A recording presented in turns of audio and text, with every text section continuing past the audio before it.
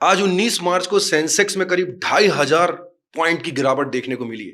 बहुत बड़ी गिरावट है, 22 महीनों की सबसे बड़ी गिरावट है। अब ऐसे समय में जो एसआईपी इन्वेस्टर हैं, म्यूचुअल फंड में इन्वेस्टमेंट करते हैं, उनके मन में बहुत बड़ा सवाल आ रहा है कि भाई अब क्या, टॉपअप करना चाहिए, विड्रॉल करना चाहिए, अब एसआईपी डिसकंटिन्यू कर दूं, क्या करना चाहिए अब यहां से आगे।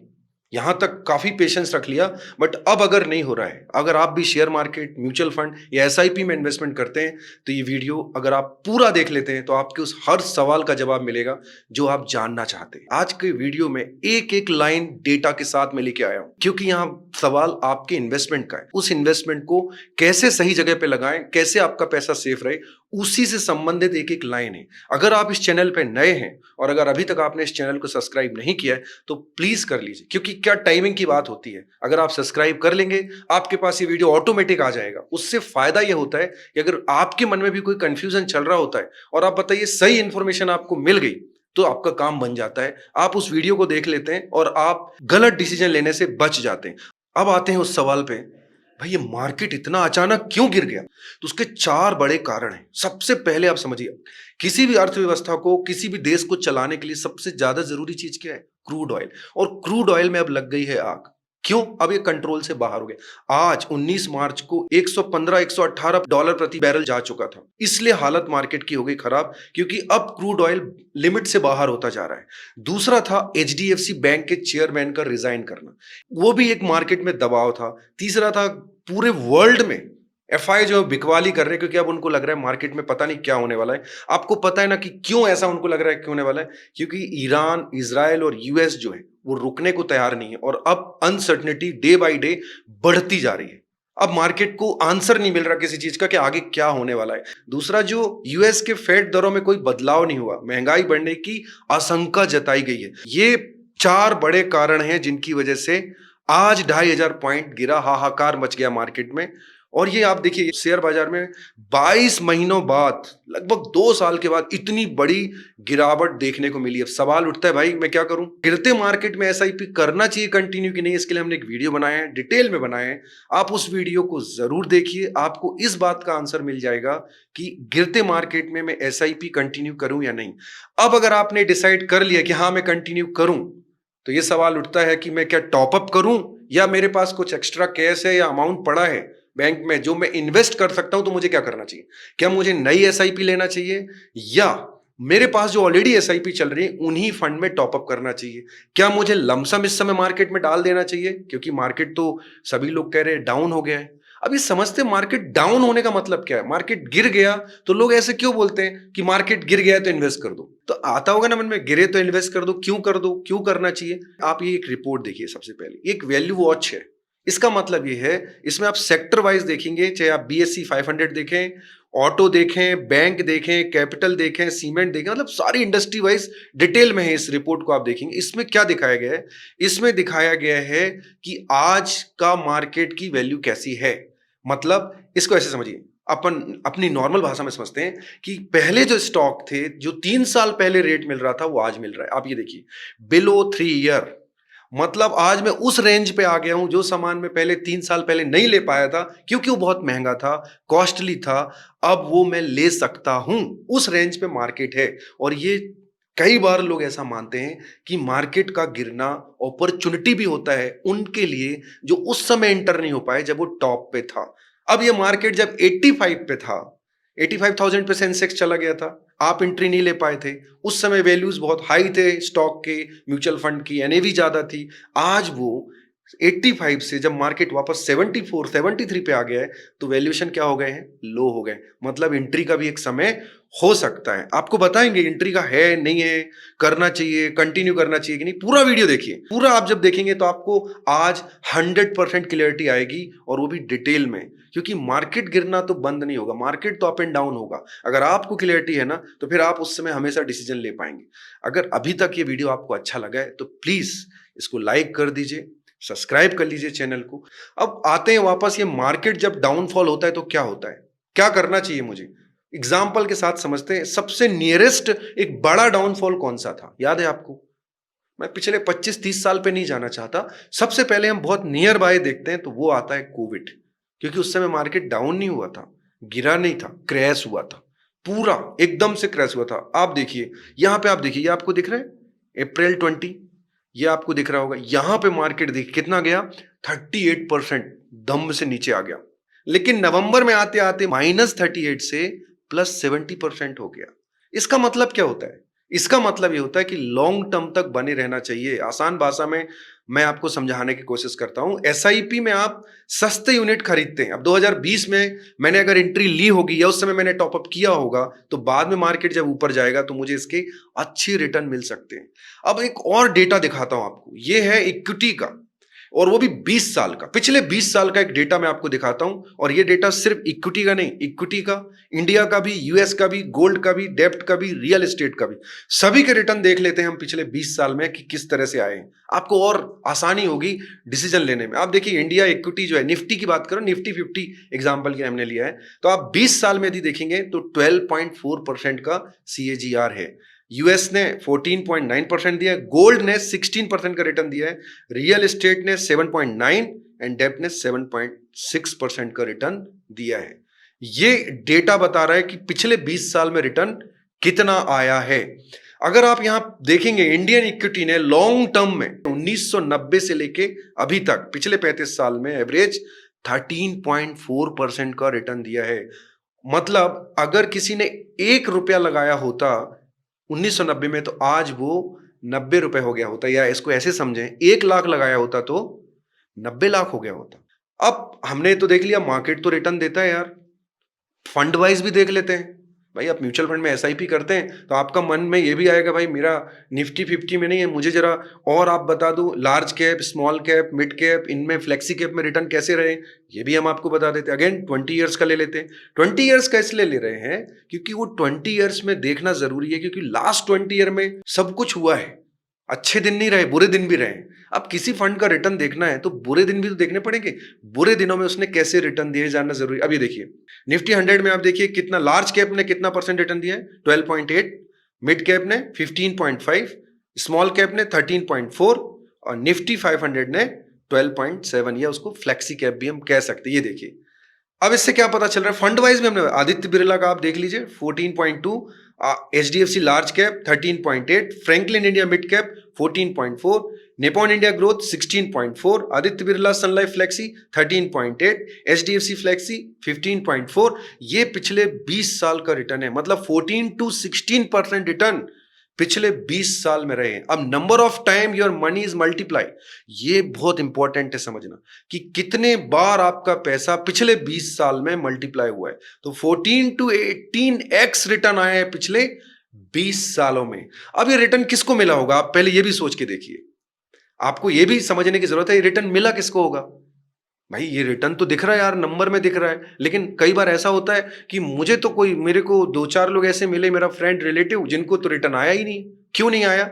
जिनको नहीं आया उसका रीजन ये है, जितना हम इन्वेस्टमेंट का समय बढ़ाते हैं उतने नेगेटिव रिटर्न आने के चांस कम होते हैं। हमने ये चार्ट भी निकाल के लाया कि अगर कितने समय तक इन्वेस्टमेंट करने के बाद आपको रिटर्न दिखना चालू होता है, एकदम एक्यूरेट डेटा निकाल के लाए, ऐसे हवा हवाई नहीं। इससे आपको पता चल जाएगा कितना मुझे रुकना है, कब मेरा रिटर्न आएगा। अभी देखिए, 1 दिन करते हैं तो चांस है कि लॉस होगा, 1 महीना करते हैं तो चांस है, 1 साल करते हैं तो चांस, 3 साल के बाद सिर्फ 6% चांस है कि आपको नुकसान हो सकता है, 5 साल के बाद 0.1% एज पर दी डेटा, और 7 से 10 साल जब आपको हो जाता है तो लगभग कभी नहीं। डेटा ये कहता है अगर आप 7 से 10 साल तक मार्केट में रुक जाते हैं तो लॉस तो छोड़िए, प्रॉफिट होने के पूरे पूरे चांस है। जितना हम इन्वेस्टमेंट का समय बढ़ाते हैं उतना ही पॉजिटिव रिटर्न आने के चांस बढ़ जाते हैं। अब आप अगर किसी से मिलेंगे जिसने 2015 में एसआईपी की थी तो वो यही बोलेगा बहुत अच्छा है, जिसने 2015 में म्यूचुअल फंड किया था बोलेगा बहुत अच्छा है, लेकिन जो 2023 में गया के एंड में आया था, 2024 में आया था, 2025 में आया था, पहली बात ये समझने की जरूरत है कि अभी वो उस बकेट में नहीं है 7 to 10 ईयर्स। मतलब बिफोर 7 ईयर्स या बिफोर एटलीस्ट 5 ईयर हम एसआईपी में बहुत ज्यादा रिटर्न की उम्मीद ना ही करें, क्योंकि माइंडसेट गलत अगर हो जाएगा तो मैं 1 साल के बाद ही एसआईपी बंद कर दूंगा या म्यूचुअल फंड से विड्रॉल कर लूंगा कि रिटर्न नहीं आ रहे। अगर आज का ही मैंने डेटा देख लिया तो मैं समझ जाऊंगा कि हाँ, 1 साल में तो आते ही नहीं है, 2 साल में भी नहीं आते, 3 साल से आना शुरू होते हैं और एक्चुअल रिटर्न 5 साल के बाद शुरू होते हैं। तो आपका माइंडसेट सेट हो जाएगा तो आप लॉन्ग टर्म में रिटर्न बना भी पाए, क्योंकि माइंडसेट जब सही रहता है ना तो इंसान खुद ही समझ जाता है जब इस तरह के मार्केट में बड़ी गिरावट आती है तो घबराहट भी नहीं होती, क्योंकि मैंने तो लॉन्ग टर्म के लिए इन्वेस्ट किया। अब ये देखिए लॉन्ग टर्म में किस तरह से रहा है। 7% से ज्यादा रिटर्न मिलने के चांस कितने हैं? 3 साल बाद 79% है, 5 साल बाद 87% है, 7 साल बाद 98% है और 10 साल बाद 99% चांस है कि आपको 7% से ज्यादा रिटर्न आएगा। डेटा बता रहा है 10% से ज्यादा रिटर्न मिलने के चांस अगर आप देखेंगे तो 10 साल के बाद तो सबसे ज्यादा ही हो जाते हैं, मतलब रुकना चाहिए। अब एक और चीज आता है, क्या फायदेमंद है एसआईपी करना? अभी भी वही सवाल है, क्या फायदेमंद है न्यू एसआईपी चालू करूं या मैं उसी फंड को टॉप अप कर दूं? अब ये भी समझने की जरूरत है यार, एसआईपी करूं नहीं करूं उसके लिए तो हमने वीडियो बनाए, बट एक छोटा सा शॉर्ट में आपको यहाँ दिखा देते क्या फायदेमंद है कि नहीं। अब मैं बोलूं फायदेमंद है कि नहीं, उससे अच्छा होता है आप डेटा देख लीजिए। अब ये डेटा देखिए, लास्ट 7 ईयर्स का अपन अगर आप डेटा देखें तो क्या बताता है, 1 से 3 साल एक शॉर्ट टर्म एसआईपी होता है जिसमें 2 चीजें होती हैं, रिटर्न कम आने के चांस है, नेगेटिव भी हो सकते हैं और सबसे ज्यादा लोग इसी टेन्योर में बाहर होते हैं 1 से 3 साल के बीच में। 5 से 7 साल में क्या हो रहा है, जैसे मैंने बताया, ये डेटा देखिए आप, यहां पे आपको डेटा दिख रहा है, ये 7 ईयर वाली लाइन है। 7 ईयर में आप रिटर्न देखिए 15%, 16%, 17%, मतलब ऑलमोस्ट पूरा ग्रीन दिख रहा है आपको। 7 साल वाला जो आपको है पूरा ग्रीन दिख रहा है, इनफैक्ट आपको ये चौथे साल भी लगभग बहुत सारा ग्रीन दिख रहा है, लेकिन हम इंटेंशनली 7 साल आपको बोल रहे हैं क्योंकि हम चाहते हैं आपको आज का वीडियो देखने के बाद 100% क्लियरिटी रहे, माइंडसेट बिल्कुल क्लियर रहे कि मुझे एक्चुअली कितना रुकना है, जिससे आप एसआईपी से विड्रॉल नहीं करेंगे, बाहर नहीं आएंगे और आपको लॉस नहीं होगा, या आप एसआईपी स्टार्ट ही नहीं करेंगे। अगर आपके पास समय नहीं है, आप नहीं रुक सकते, आपके पास फंड नहीं है, तो कम से कम इस वीडियो देखने के बाद आप एसआईपी स्टार्ट ही नहीं करेंगे, वो भी आपको लॉस से बचाएगा, क्योंकि आपने तो स्टार्ट ही नहीं किया, आपने अपना फंड कहीं और यूज कर लिया है। आपको 100% क्लियरिटी है कि अगर मैं स्टार्ट कर रहा हूं तो मुझे कम से कम 3 से 5 साल तो रुकना है मिनिमम, और 1 से 2 साल में मेरे उतने अच्छे रिटर्न तो आएंगे ही नहीं। अब आप देखिए, इसलिए भी म्यूचुअल फंड और एसआईपी में इन्वेस्टमेंट करना चाहिए क्योंकि वो इन्फ्लेशन को बीट करता है। अब आप देखिए, पहले शॉर्ट टर्म देखिए, लॉन्ग टर्म देखिए, एवरेज देखिए।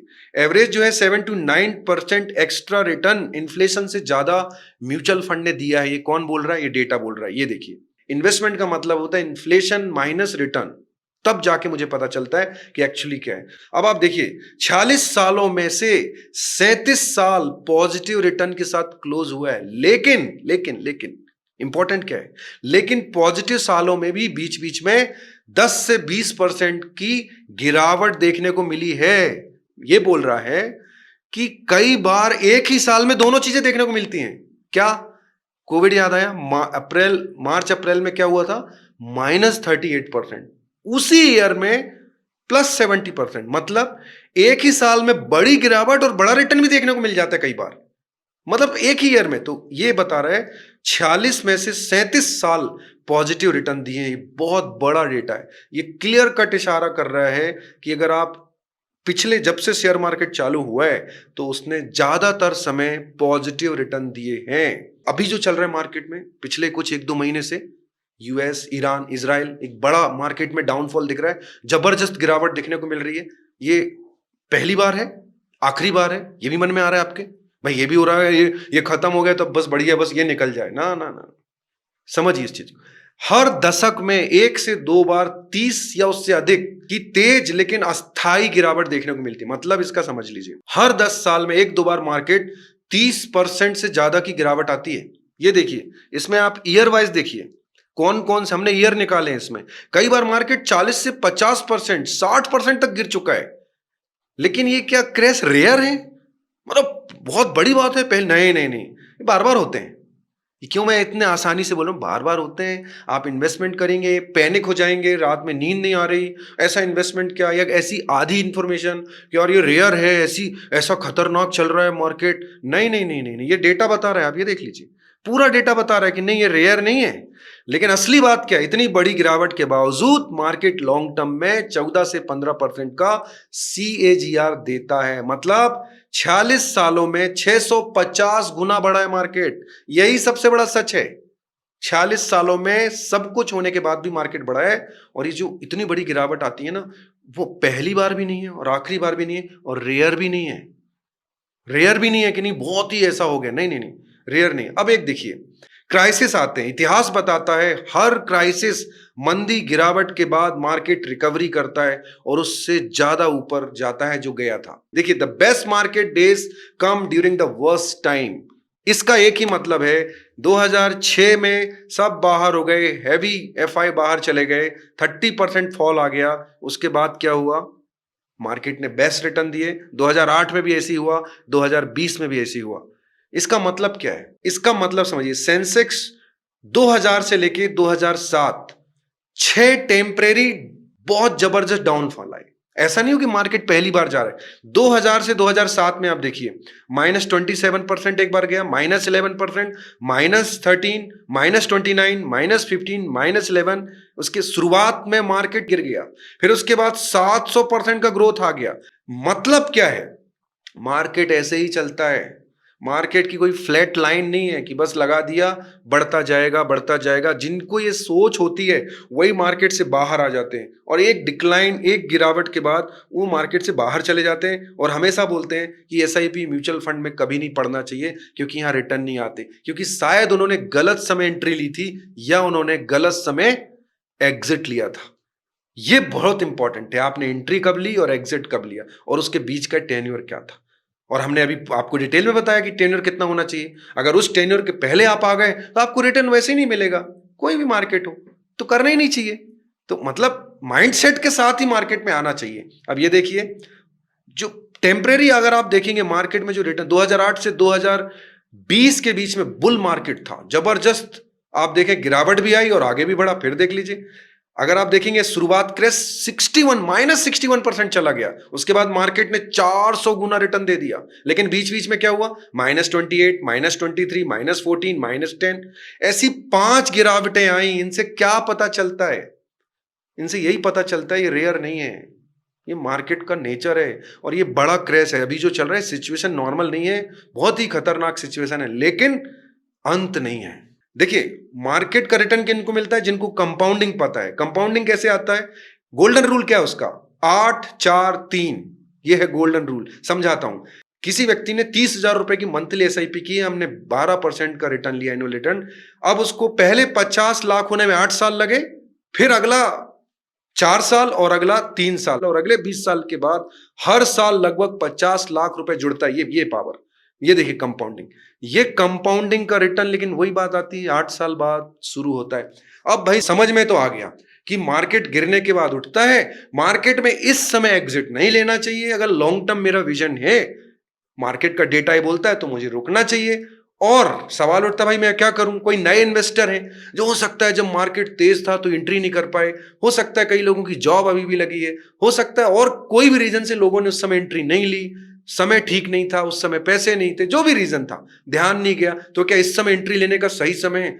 कोई भी समय सही समय होता है। हाँ, जैसे हमने शुरुआत में ही बताया कि वैल्यूएशन बहुत कम हो गया। मतलब ऐसे समझिए, कोई चीज जो पहले 100 रुपए की आती थी, अब वो 70 रुपए 60 रुपए में अवेलेबल है। अभी आप डिसाइड कीजिए ऐसे समय में लेना चाहिए कि नहीं। बिल्कुल लेना चाहिए। क्या नई SIP शुरू करना चाहिए? देखिए, अगर आपके पास ऑलरेडी अच्छे फंड हैं तो आप उन्हीं फंड में टॉपअप कीजिए, नई SIP लेने की जरूरत नहीं। जो अभी तक जुड़े ही नहीं थे कि यार ये वीडियो वाकई में बताता है कि मार्केट में रिटर्न लॉन्ग टर्म में बनते हैं, मैं भी इंटर होना चाहता हूं, लेकिन सवाल यही है कि भाई मैं इन्वेस्टमेंट कहां करूं, कैसे इन्वेस्टमेंट करूं, मेरा पोर्टफोलियो कैसा होना चाहिए, किन किन फंड में जाऊं। मैं वीडियो से समझ में आ गया, डेटा मैंने देख लिया, अब मुझे बताओ क्या करूं। ये आंसर, हर चीज का आंसर है।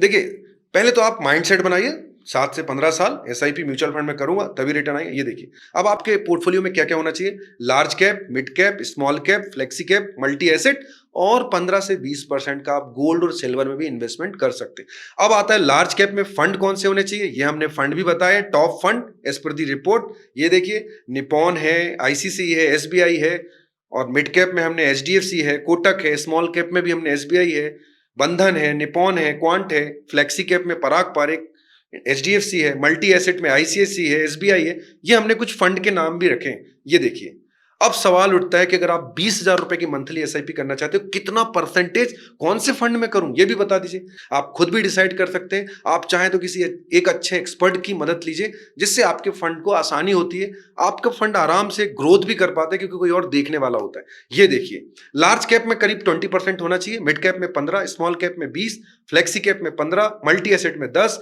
गोल्ड में 10 और सिल्वर में 5% का एलोकेशन रख सकते हैं। जरूरी नहीं आपका यही करें, आप अपने हिसाब से भी बना सकते हैं, लेकिन ये एक जो है एक आइडियल एलोकेशन हो सकता है।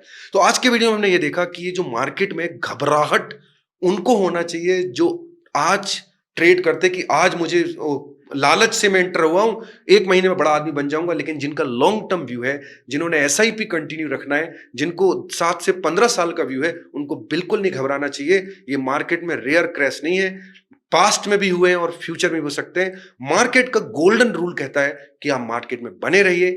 अगर आपने अभी तक स्टार्ट नहीं किया था तो ये एक अच्छा समय हो सकता है आपकी एसआईपी और म्यूचुअल फंड स्टार्ट करने का। अगर आपके पास कुछ अमाउंट है तो आप इसको टॉपअप भी कर सकते हैं, जो आपके ऑलरेडी फंड थे।